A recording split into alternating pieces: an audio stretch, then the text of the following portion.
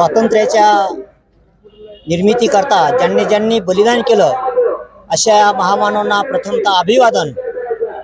आज या ठिकाणी 15 दिवसापासून नंदुभाऊ लोंघे हे आमरण उपोषणाला बसलेले आहेत। हे आमरण उपोषण वास्तविक आमरण उपोषण बसण्याची वेळच यायला नको, कारण डॉक्टर बाबासाहेब आंबेडकरांनी जी या देशाच्या कारभाराकरता जी राज्यघटना निर्माण केली, त्या राज्यघटनेमध्ये धनगर हा अनुसूचित जमातीमध्ये 36 क्रमांकावर आहे।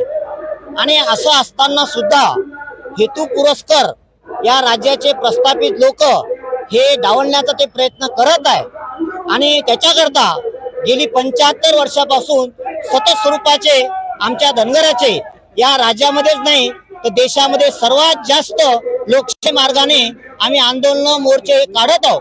आमची शासनाला नम्र विनंती आहे की आता या समाजाचा कोणत्याही प्रकारचा अंत पाहू नका आणि जे घटनेमध्ये आहे त्या घटनेप्रमाणे त्याची अंमलबजावणी करावी।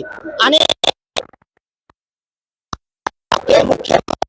हे कोणी समाजाचे नसतात, ते आपल्या या राज्याचे मेन असतात। आणि म्हणून तुम्ही विनाकारणच एका कोणत्यातरी समाजाचे आहात अशा प्रकारची दाखवण्याची भूमिका करू नका।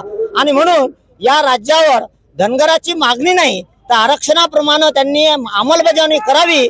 आणि म्हणून नंदुभाऊंनी जे काही आमरण उपोषण केलेलं आहे त्याला एक पाठिंबा म्हणून या ठिकाणी आम्ही या ठिकाणी गावातून मोर्चा आणि अशा प्रकारचं जर असेल तर यापेक्षा तीव्र स्वरूपाचं आंदोलन या अशा प्रकारची या ठिकाणी मी माहिती देतो आणि शासनाला विनंती करतो की आता कृपया या समाज फार मोठा समाज आहे, महाराष्ट्रामध्ये 2 नंबरचा समाज आहे आणि याला न कळल्यामुळं आता ही वेळ त्यांच्यावर आली होती, पण आता मात्र त्यांना कळलेलं आहे। आणि म्हणून तुम्ही त्या राज्यघटनेप्रमाणे या आरक्षणाची अंमलबजावणी करा अशा प्रकारे मी शासनाला विनंती करतो आणि माझं मनोगत वेळ। माझे नाव तेजस्विनी नंदू लवंगे, पुण्यश्लोक अहिल्यादेवी होळकर स्मारक समितीचे सचिव। माझे वडील श्री नंदुभाऊ लोंघे हे आमची परवा न करता 15 दिवस झाले ते येऊन बसले, तरीही सरकारने काहीही न्याय घेतला।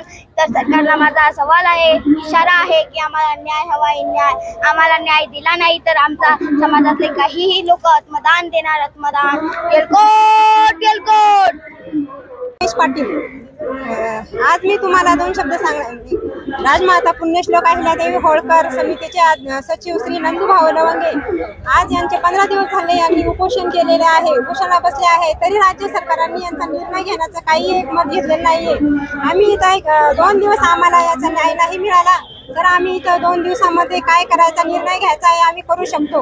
आज आमचं सांगणं आहे की 14 जानेवारीला देवेंद्र फडणवीसांनी स्वतः जाहीर केलं होतं की धनगराला आरक्षण दिलंच पाहिजे, आम्ही जाहीर करणार। पण आज एवढे दिवस झाले आहे तरी ते त्यांची फक्त अंमलबजावणी बाकी होती। मग आज यांना का काळजी वाटत नाहीये की आपण बोलून बसलो आहे तरी आम्ही तयार नाहीये। आम्ही धनगर समाज एकजुटीने होऊन आणि आम्ही एकजूट करून भाजप सरकारला तर मतदान करणारच नाहीये। हे आमचे शेवटची मागणी आहे की आम्हाला लवकरात लवकर 2 दिवसामध्ये काय तुमचा पुरावा आहे तो करावा आणि द्यावा।